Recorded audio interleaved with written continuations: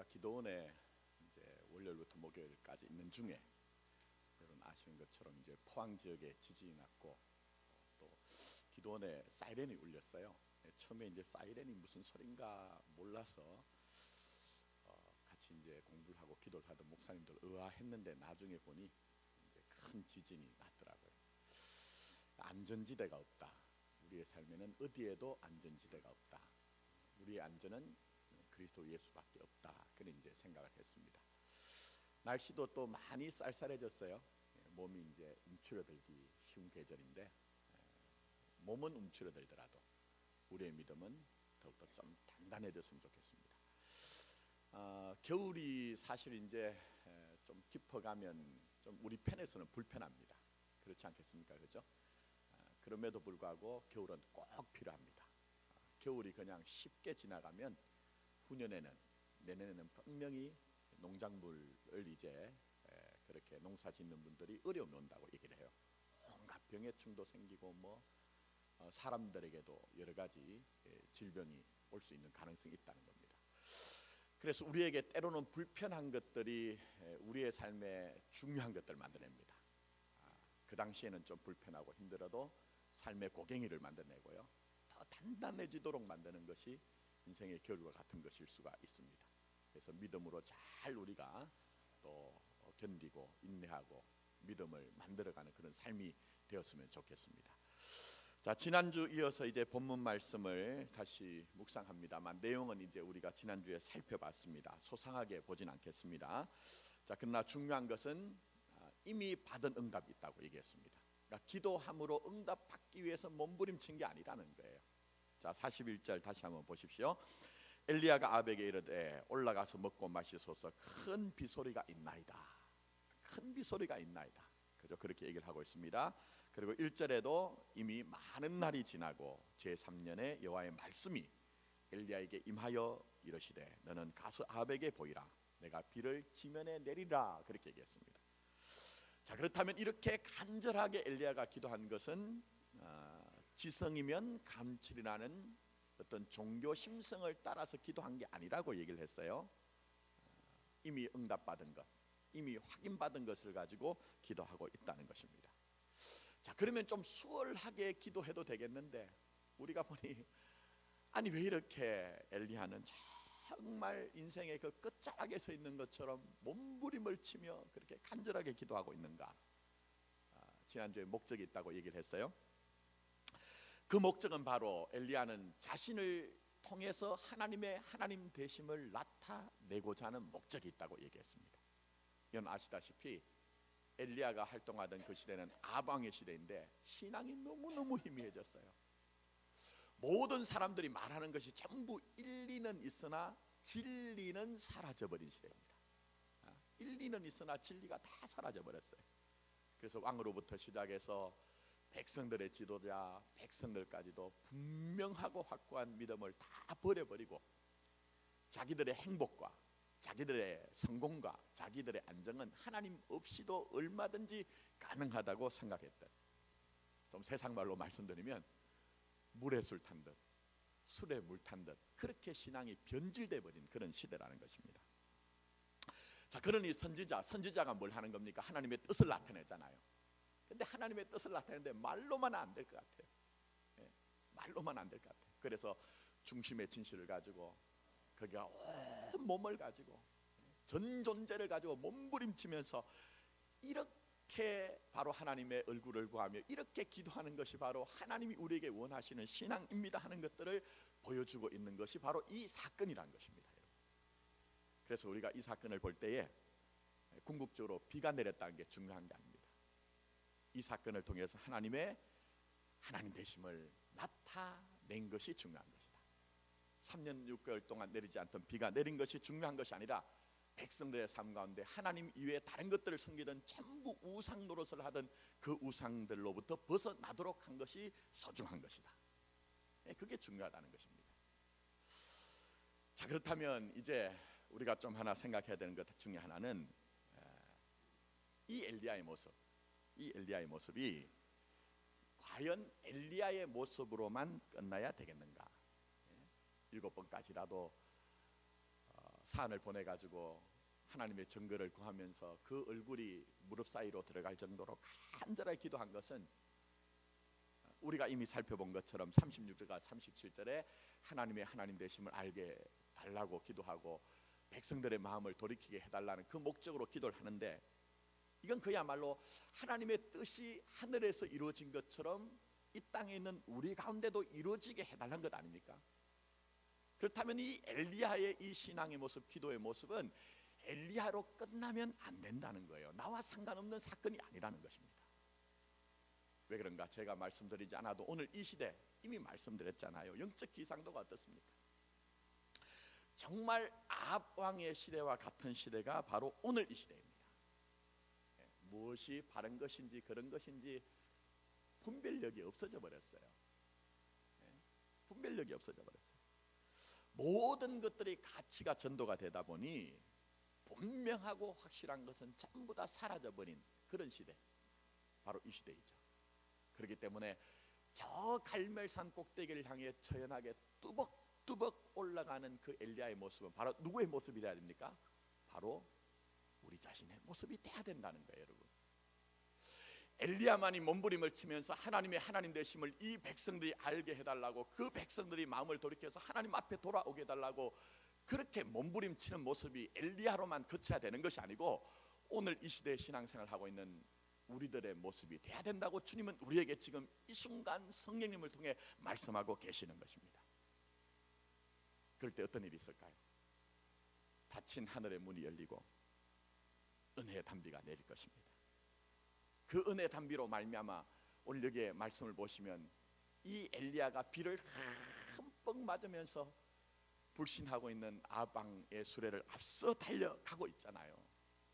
그것처럼 우리도 우리 교회가 우리의 삶의 모습이 이 엘리야의 모습을 회복한다면 어떤 면에서는 제 세상을 향해서 여러분 보십시오. 하나님의 하나님 되심을 보십시오. 저 하늘의 문을 열고 닫는 것은 하나님이 아닙니까? 라고 우리가 세상을 향해 거룩한 시위를 할 수가 있을 것이고 우리는 삶의 한 일을 믿음의 증거를 노래할 수 있는 그런 우리의 삶이 될 수가 있을 것이라는 것입니다. 아무쪼록 오늘 이 예배를 드리시는 저와 여러분들이 만약 여러분들의 삶의 형편을 따라서 때때로 하늘의 문이 닫혀 있다 할지라도 이 엘리야의 신앙의 모습, 기도의 모습을 회복함으로 말미암아 우리 또한 벅찬 가슴을 안고 삶의 찬가를 부르고 믿음의 증거의 노래를 부를 수 있는 저와 여러분 되기를 예수님의 이름으로 축복합니다. 자, 그렇다면 오늘 이제 엘리야의 이 기도의 모습을 통해 우리가 조금 더 알아야 되는 것은 무엇입니까? 주님이 우리에게 무엇을 말씀하십니까? 먼저 첫째, 우리 주님은 우리에게 하나님의 나라, 하나님의 뜻이 어떻게 우리에게 임하는가 알라고 말씀하고 계세요. 하나님의 뜻이 임하고 하나님의 나라가 어떤 방식으로 임해야 되는지 우리가 시험에 들지가 않습니다, 여러분. 자, 보십시오. 뭐 저를 포함해서 저도 마찬가지입니다. 여러분도 마찬가지겠지만 우리가 할 수 있는 일들은요, 대체로 뭐 하나님 없이도 우리가 할 수 있다는 어떤 생각을 구체적으로 말하진 않지만 우리 마음속에 있는 것 같아요. 그래서 때로는 내가 내 능력을 가지고 경험을 가지고 하다가 참 우리가 안 되는 일이 있을 때 그때 하나님 앞에 무릎을 꿇거든요. 그때 우리에게 어떤 소망과 어떤 기대가 우리에게 일어납니까? 그것은 바로 하나님의 도우심은 내가 가진 능력보다 훨씬 큰 것으로 나타났으면 좋겠다. 큰 것으로 나타났으면 좋겠다. 또 하나는 시간적으로 좀 빨리 내게 어떤 증거가 나타났으면 좋겠다 하는 그런 마음을 우리가 가지고 있습니다. 자, 그런데 오늘 말씀을 잘 보시면요, 오늘 여기 엘리야에게 이미 하나님이 비가 올 것을 알려주셨음에도 불구하고 기도하고 있는 엘리야에게 시간적으로는 지체가 되고요, 그리고 결과는 아주 처음에는 사소한 것, 작은 것으로 나타나고 있습니다. 그래서 우리가 때때로 많은 경우에 시험에 드는 이유는 말씀드린 것처럼 시간적인 문제와 양의 문제, 크게 문제가 있다는 것입니다. 자, 먼저 생각해 보십시오. 시간적인 문제, 때에 관한 문제입니다. 자, 하나님이 이미 비를 주시겠다는 약속을 주셨고 그 약속의 말씀을 가지고 지금 엘리야가 기도를 하는데 기도를 하자마자 하나님이 하늘의 문을 열어주시고 때 같은 소낙비를 내려주시면 좋겠는데 그렇게 하시지 않았습니다. 간절하게 기도하던 이 엘리야가 사안에게 네가 가서 봐라, 바다 쪽을 바라봐라, 그렇게 얘기를 했을 때에 사안이 그 명령을 듣고 바다 쪽을 가서 보니 아무것도 보이지 않습니다. 그래서 엘리야에게 와서 아무것도 없나이다, 그렇게 보고를 합니다. 다시 기도를 하고 눈을 뜬 이 엘리야가 사안에게 다시 명령을 합니다. 네가 또 바다 쪽을 봐라, 그렇게 얘기를 했는데 다시 이 사안이 와서 얘기를 하기를 아무것도 없나이다. 그 일이 반복이 되어서 6번을 지금 그렇게 반복이 되고 있습니다. 그러나 중요한 것은 엘리야는 6번 동안 기도하는 동안 그것에 포기하지 않았다는 거예요. 시간이 지체가 된다고 해서 하나님의 말씀하신 그 응답이 결코 중단되거나 그것이 끊어지지 않는다는 사실을 알았기 때문에 7번까지라도 사안을 보내어서 그 증거가 떠오를 때까지 그는 간절하게 기도를 하고 있다는 것입니다. 특별히 여기 7번이라는 숫자는요, 잘 이해를 하셔야 하는데 엘리야가 꼭 7번 기다렸다는 그런 의미가 아닙니다. 히브리인들에게는 7이라는 숫자는 완전수입니다. 그러니까 다르게 해석을 하면 엘리야는 하나님의 뜻이 나타날 때까지, 엘리야는 하나님의 뜻이 이루어질 때까지 포기하거나 중단하지 않고 하나님의 때를 기다렸다는 거예요. 시간을 기다렸다는 거예요. 여러분, 혹시 우리들 가운데 좀 비유적으로 얘기하면 6번째까지는 믿음으로 기다리고 6번째까지는 기다리고 간절하게 찾는 분이 계신데 7번째 자리까지 나가지 못한 분이 계시지 않느냐 하는 거예요. 우리가 많은 경우에 믿음으로 생각합니다. 믿음으로 판단하기도 합니다. 또 무릎 꿇고 기도할 때마다 하나님이 우리에게 위로를 주시기도 하시고 또 은혜를 주셔서 도무지 이루어지지 않을 것 같은 현실 속에서 아들아, 딸 아니다, 네가 믿음으로 산다면 분명히 이루어질 것이라는 확신도 주셨는데, 그런데 왜 하나님이 내가 원하는 그 시간에 빨리 좀 응답을 하시지 않느냐 하는 조급한 마음이 우리에게 있다는 거예요, 여러분.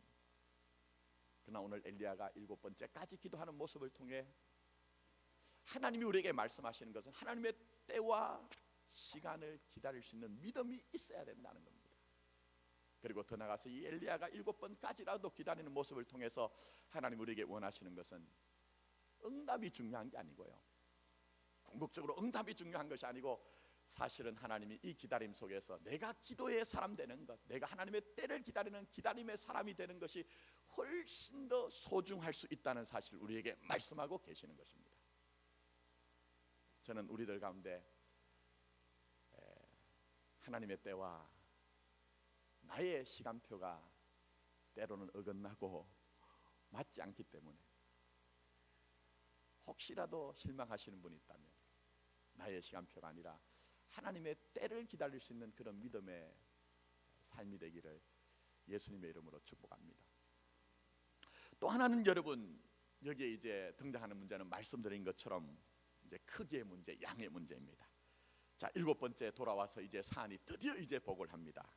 그 보고하는 소식이 뭡니까? 저 먼 바다에서 사람의 손바닥만한 구름이 떠오른다는 거예요. 여러분, 이게 그냥 간단한 사건이 아닙니다. 3년 6개월 동안 하늘 문이 닫히고 우로가 내리지 않았어요. 어마어마한 기근이 온 거예요. 가뭄이 온 거예요. 그러면 이 이스라엘 온 땅의 문제를 해결하기 위해서는 그야말로 한순간에 구름이 떠오르는데 저 하늘을 완전히 덮어버리고 온 이스라엘 대지를 완전히 덮어버릴 만한 커다란 먹구름이 잔뜩 몰려와야 되는 거예요. 근데 바다에서 구름이 떠오르는데 이 손만한 구름이, 이 작은 손만한 구름이 떠오르는 거예요. 어떤 면에서 실망할 만한 일이죠. 실망할 만한 일이에요. 그런데 오늘 하나님께서는 이 작은 구름, 손만한 작은 구름을 통해서 우리에게 말씀하시는 것이 바로 하나님이 일하시는 방식이 그렇다는 거예요. 하나님의 나라와 하나님의 뜻은 그렇게 시작이 되고 그렇게 이루어져 간다는 것을 우리에게 말씀하고 있는 것입니다. 그래서 아시다시피 우리 주님은 대표적으로 마태복음 13장에서 하나님의 나라가 우리에게 무엇인지를 설명해 주십니다. 그 가운데 하나는 겨자씨입니다. 작디 작은 겨자씨, 정말 눈에 띄지도 않는 그 작은 겨자씨를 예로 들면서 얘들아, 바로 이 작고 작은 겨자씨와 같은 것이야. 그러나 이 작은 겨자씨가 땅에 심겨져서 그것이 자라면 장차는 큰 나물이 되어서 그게 많은 새들이 깃들이는 것처럼 하나님의 나라는 그런 것이라고 이렇게 말씀하셨습니다.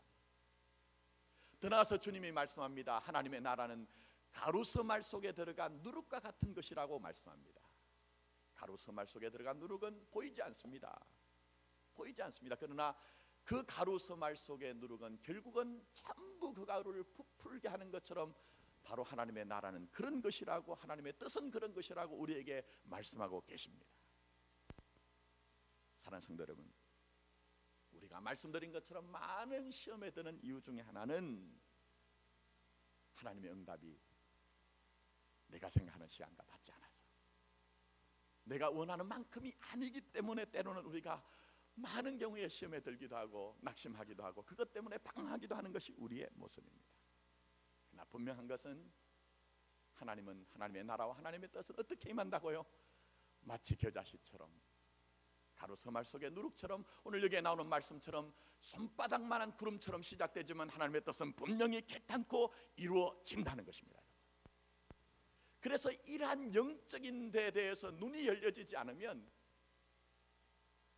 여러분이 오늘 믿음 가지고 하나님의 나라로 살기가 참 힘들어요. 믿음 가지고 살기가 참 힘들어요. 좌절하고 실망하고 낙심하기가 쉬운 것이 우리의 모습인 것이죠. 저는 그래서 오늘도 다시 한번 여러분에게 촉구하고 여러분에게 부탁하는 것은 정말 하나님의 나라와 하나님의 뜻이 작지만 사소하지만 이미 시작됐다는 것에 대한 믿음을 회복하심으로 말미암아 어떤 것에도 흔들리지 않고 어떤 것에도 요동치지 않고 하나님 뜻이 우리 가운데 이루어질 때까지 믿음으로 승리하는 저와 여러분의 삶이 되었으면 좋겠다는 것입니다.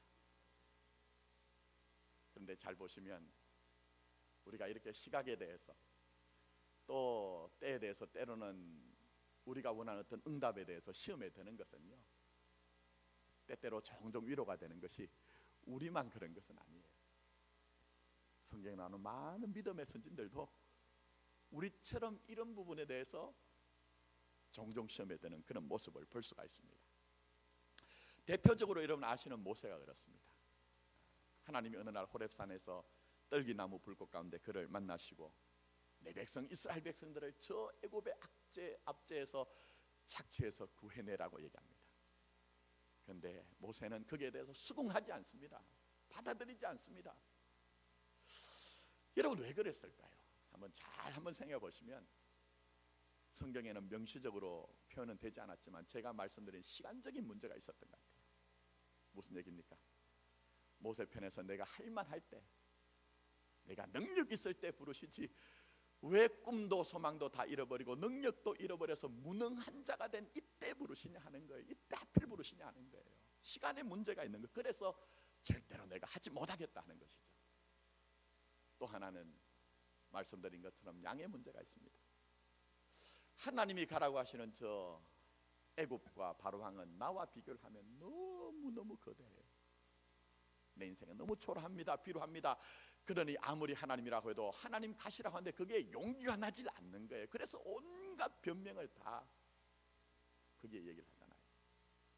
그래서 그 변명하는 것 중에 하나가 하나님 저는 절대 하지 못하겠습니다. 제가 하지 못하는 이유 중에 하나는 그가 얘기했던 것처럼 저는 말을 하지 못하는 자입니다. 말이 어눌하고 제가 조리 있게 말을 해야지 사람들을 설득시키고 이해를 시키는데 제가 이렇게 말을 못하는 자인데 어떻게 제가 그 일을 하겠습니까? 라고 그렇게 변명을 하잖아요, 여러분. 근데 그때 하나님이 모세에게 했던 아주 소중한 말씀이 있죠. 바로 그게 뭡니까? 네 손에 든 것이 무엇이냐? 네 손에 든 것이 무엇이냐? 그래서 모세가 내 손에 이 지팡이가 있나이다 얘기를 합니다. 하나님이 모세의 손에 말라빠진 지팡이가 없다는 것을 모르기 때문에 물으신 게 아니에요. 그렇게 물으신 이유가 뭘까요? 없는 것 때문에 고민하지 말라는 거예요. 없는 것 때문에 그것 때문에 고민하면서 그렇게 하지 말고 네 손에 든 그것을 가지고 네가 믿음으로 도전한다면 그 믿음을 보고 내가 너와 함께하고 그 믿음을 보고 내가 너와 함께 역사하겠다는 것이죠, 여러분. 그래서 여러분, 모세의 관점이 바뀌자 어떤 일이 있습니까? 현상적으로는 여전히 모세가 들고 있던 그 지팡이는 모세의 지팡이입니다. 그런데 아시는 것처럼 그 지팡이를 성경에서는 모세의 지팡이라고 말씀하시지 않고 누구의 지팡이라고 이해하죠? 하나님의 지팡이라고 합니다. 관점이 바뀌니 내가 가진 것이 다 바뀌어지는 거예요. 변하는 거예요, 여러분. 그리고 그 지팡이를 잡고 그 지팡이를 앞세워 나갈 때에 저 넘어갈 수 없는 것 같은 홍해를 가르는 역사가 일어납니다. 반석을 깨트려서 생수가 펑펑 솟아나는 역사가 일어납니다. 그렇게 불평하고 원망하는 그 이스라엘 백성들을 이끄는 지팡이가 바로 이 모세의 지팡이가 되었던 것입니다. 어떻습니까, 여러분? 사실 우리도 믿음으로 살려고 하면요, 때로는 참 우리 인생이 세상에 비하면 너무너무 적은 것 같아요. 너무너무 적은 것 같아요. 그래서 때로는 지치기도 하고, 하나님 언제 우리에게 하나님의 뜻이 이루어집니까? 이만한 일을 가지고 언제 하나님의 나라가 우리 가운데 임하겠습니까? 그런 마음도 있습니다.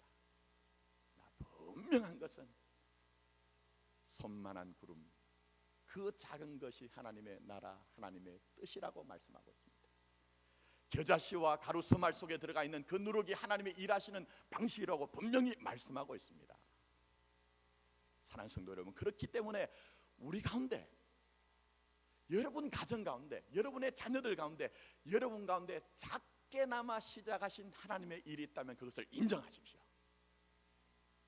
그리고 그 일을 통해서 하나님은 내가 믿기만 한다면 하나님의 나라와 하나님의 뜻은 분명히 확고하게 이루어질 것을 인정하기만 한다면 우리에게도 전 이스라엘의 모든 땅을 적신 그 은혜 단비가 내린 것처럼 하나님의 뜻은 분명히 이루어질 것입니다. 이런 하나님의 나라와 뜻을 이해하고 믿음의 자세를 견지하고 믿음으로 끝까지 달려가서 하나님의 뜻이 우리 가운데 이루어져서 이 아합의 수레를 앞서 달려가면서 하나님의 하나님 되심을 나타내고 그 환희의 창과 증거의 노래를 불렀던 이 엘리야처럼 그런 삶이 되시기를 예수님의 이름으로 축복합니다. 더 나아가서 우리 주님은 말씀하신 것이 있습니다. 그렇기 때문에 포기하거나 중단하지 말라고 말씀합니다. 어떤 일이 있어도 작게 시작한 하나님의 나라는 분명히 이루어지기 때문에 실망하지 말고 포기하지 말고 중단하지 말고 믿음을 가지면 이루어진다고 말씀하고 계세요. 제가 말씀을 묵상하다가 칼 바르트라고 하는 유명한 신학자가 있습니다. 그분이 한 손에는 성경, 한 손에는 신문 이런 얘기를 했습니다. 목사가 말씀도 묵상해야 되지만 세상이 돌아가는 것을 통해서도 하나님의 음성을 들어야 되니 신문을 제가 이렇게 보다가 보니 어제 일자 중앙일보에 이런 기사가 하나 나왔습니다. 표제어가 재밌습니다. 한번 들어보십시오. 오겹 유리 천장을 뚫었다. 세계 1% 논문을 쓴 경단녀 박사 이렇게 됐습니다. 경단녀가 뭐죠? 경단녀? 경력 단절 여성입니다. 그래서 이분이 누구냐 하면 박은정이라고 하는 아주대학교 의대 연구 교수님의 얘기가 나왔어요. 이분이 지금 독성학 분야에서는 제일 지금 논문 인용이 많이 되고 있는 대단한 분이랍니다. 제가 구구절절한 사연을 다 소개하자는 것은 아니고요. 여러분, 우리나라가 남녀 차별이 없는 평등한 사회라고 하지만 제가 볼 땐 그렇지만은 않아요. 남녀가 유별하지만 정말 평등해야 되는데 아직은 우리나라가 남녀 차별이 분명히 존재를 하고 있거든요.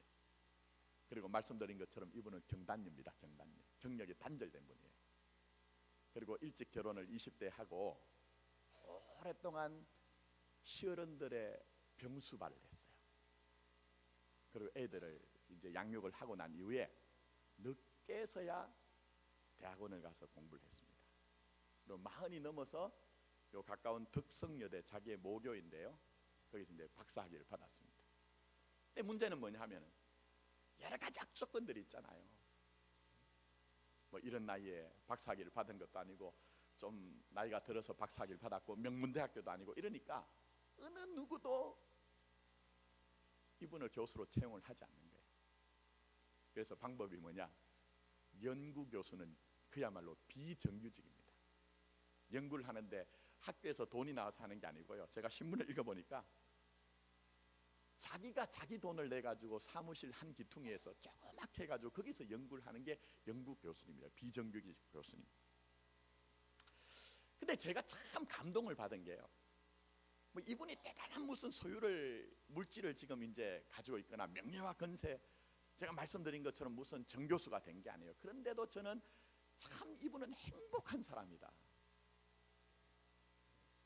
아름다운 사람이다. 왜 그럴까요? 장벽이 있습니다.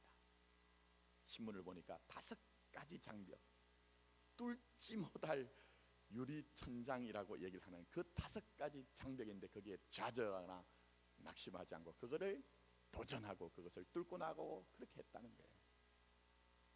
얼마나 자기 자신에 대해서 떳떳하냐 하는 거예요. 떳떳하냐 하는 거예요. 여러분, 성경에서는요, 우리를 목숨으로 사는 존재가 아니라 생명으로 산다고 얘기합니다. 생명 현상으로 사는 것 중에 하나가 뭔지 아십니까, 여러분? 되게 소중한 것이 무엇인지 아는 거예요. 되게 가치 있는 것이 무엇인지를 먼저 이해를 하는 거예요.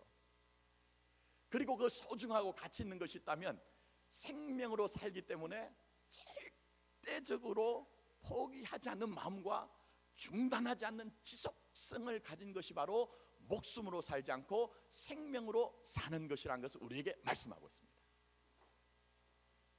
제가 볼 때 이분이 크리스찬인지 넌 크리스찬인지는 모르겠습니다. 그러나 그분의 모습을 통해서 저는 그것을 보았습니다. 그런데 중요한 것은 오늘 본문에 나오는 이 엘리야의 모습을 보십시오. 제가 말씀을 드리지 않아도 이 엘리야의 믿음의 자세, 기도의 태도를 보시면 이 엘리야도 이미 받은 응답이지만 그 응답이 내 삶의 현실에서 분명히 나타나고 이루어질 때까지 중단하지 않는 믿음을 가지고 있습니다. 포기하지 않는 기도를 하고 있는 그런 전형적인 모습을 우리에게 보여주고 있는 것입니다. 여러분 잘 생각해 보십시오. 우리에게 믿음이 믿음으로 현실화되지 않는 이유가 뭘까요? 우리 분명히 다 믿음으로 살고 있거든요. 근데 믿음을 가지고 있는데 그 믿음이 현실화되지 않는 이유가 뭘까요? 우리가 믿음으로 생각하지 않아서입니까?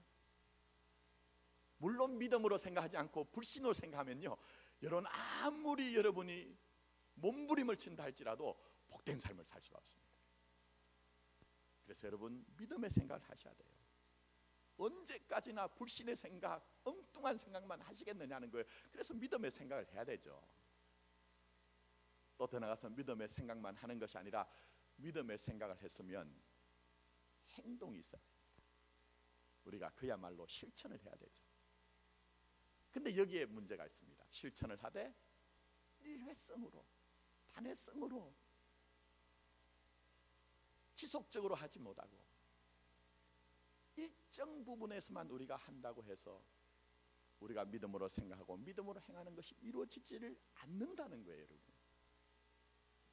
그래서 오늘 이 엘리야는 7번이나 사안을 보내서 그 손만 한 구름이 오를 때까지라도 무릎을 꿇고 하나님 앞에 그 구름이 떠오르고 증거가 떠오를 때까지 얼굴을 파묻고 기도를 하는 거예요. 포기하지 않고 낭망하지 않고 절망하지 않고 하나님의 뜻이 우리 가운데 이루어질 때까지 기도를 하고 있는 것입니다. 우리가 회복해야 되는 것이 무엇입니까? 우리 공동체가 회복하고 여러분이 회복해야 되는 것이 무엇일까요? 제가 생각할 때는 바로 이것입니다. 하나님의 나라와 하나님의 뜻이 우리 가운데 임할 때까지 포기하거나 중단하지 않고 인내하는 믿음을 가져야 되는 것입니다. 그래서 우리에게 사도 바울이 이렇게 얘기합니다. 분명하고도 확고하게 말씀하시는 것이 우리가 선을 행하되 낙심하지 말지니, 그 다음에 아주 소중한 말씀을 하시죠. 뭐라고 얘기하십니까? 포기하지 아니하면 때가 되면 거두리라. 때가 되면 분명히 거두리라고 우리에게 말씀하고 계시는 것입니다, 여러분. 그러나서 야고보 사도는 우리에게 야고보서 5장에서 주께서 강림하시기까지 길이 참으라고 말씀하고 계세요. 근데 그렇게 인내하며 그렇게 참고 기다리는 전형적인 모습으로 누구를 예를 드느냐? 농부를 예를 들고 있습니다. 여러분, 농부만큼 기다리는 사람이 어디 있습니까? 이제 이 겨울이 되면 저 황량한 별판에는 아무것도 생명이 없는 것처럼 보여질 것입니다. 그리고 다시 봄이 오면은 그 딱딱하게 얼었던 땅들을 기경을 하고 거기에 씨를 파종을 하고 또 김을 메고 거름을 주고 땀을 흘리고 온갖 수고를 다할 것입니다. 근데 그런 오랜 동안의 기다림, 오랜 동안의 수고와 열심은 전부 다 헛된 것이 아닙니다. 왜 그렇습니까? 열매를 목적으로 하기 때문이에요. 농부는 분명한 믿음이 있는데 그것은 바로 내가 이렇게 이 얼어버린 땅을 기경을 하고 여기에 씨를 파종을 하고 내가 김을 메고 땀을 흘린다면 분명히 가을이 되면 풍성한 열매를 거둘 것이란 믿음이 있기 때문에 그런 오랜 기다림과 수고를 하고 있는 것입니다. 어떤 면에서 하나님이 여러분에게 부탁하고 있는 것이 바로 이것입니다. 그래서 누가복음 21장에는 심판에 대해서, 종말에 대해서 주님이 말씀하실 때에 너희의 인내로 너희 영혼을 얻으리라고 말씀하셨어요. 무슨 얘기입니까? 인내할 때만 생명을 소유할 수 있다는 거예요. 그래, 결정적인 문제가 뭐라고요? 인내하는 것, 기다리는 것, 포기하지 않는 것이 중요하다는 것입니다. 이제 말씀을 맺습니다. 제가 가만히 보니까요, 땅에 정말 소중한 것 가운데 쉽게 수월하게 이루어지는 것은 없습니다, 여러분. 제가 아침에 늘 이렇게 목의 상태가 많이 좋은 편은 아닙니다. 아침에 이제 꿀물을 한 잔 이렇게 태워서 먹고 오는데 그 꿀 한 스푼 있죠. 그 꿀 한 스푼이 우리에게 오기까지 꿀벌이 꽃에까지 가서 꿀을 따는 그 왕복 횟수가 얼마가 되는지 아십니까, 여러분? 다 똑같지는 않겠지만 제가 전에 한번 TV를 보니까요, 4,200번 정도를 왔다 갔다 해야 꿀 한 스푼이 나온다는 거예요. 자연 세계만 그러냐? 인간의 세계도 그렇습니다. 우리가 잘 아는 저 명작 대작 미켈란젤로의 천지창조라는 최후의 만찬이란 그런 그림들이 있잖아요. 그게 전부 다 그냥 그려진 것이 아니고 우리 보기에는 그냥 한 번에 그 그림이 그려진 것처럼 보이지만 수천 번을 스케치했다가 지웠다가 다시 그렸다가 지웠다가 그렸다가 해서 나온 그림이 그런 명작 대작이라는 거예요. 하나님은 여러분의 인생 남들이 보기에는 어떻게 판정할지 모르지만 하나님의 만드신 바라 포에마, 너희는 나의 작품이라고 말씀하고 계세요. 우리 주님이 그 뜻이 우리 가운데 이루어질 때까지 작게 시작한 것이지만 그 뜻이 이루어질 때까지 포기하지 마십시오. 중단하지 마십시오. 작은 것 속에 하나님의 나라와 하나님의 뜻을 보고 믿음으로 사신다면 우리 또한 이 엘리야처럼 비를 흠뻑 맞으며 은혜 비를 흠뻑 맞으며 달려가면서 하나님의 하나님 되심을 우리가 찬양하는 그런 인생이 될 수가 있을 것입니다. 아무쪼록 우리 교회 또 여러분의 삶이 그렇게 되어서 그 믿음으로 완성이 되어지는 복된 삶이 되시기를 예수님의 이름으로 축복합니다. 아멘. 기도드리도록 하겠습니다. 날씨가 많이 쌀쌀